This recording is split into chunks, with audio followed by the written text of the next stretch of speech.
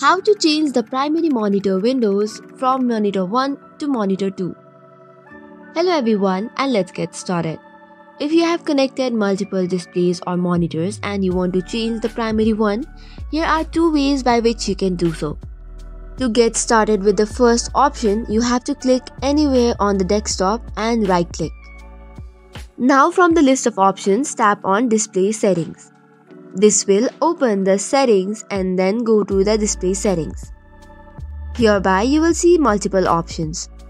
Scroll down and click on multiple displays, and hereby you must see an option which says make this monitor as the primary monitor. However, it cannot be displayed or selected until you select the monitor. Since I have only connected one monitor at the moment, the option is not shown. But if you have connected the another monitor, you will see two displays such as screen 1 and screen 2. That is the number of your monitor.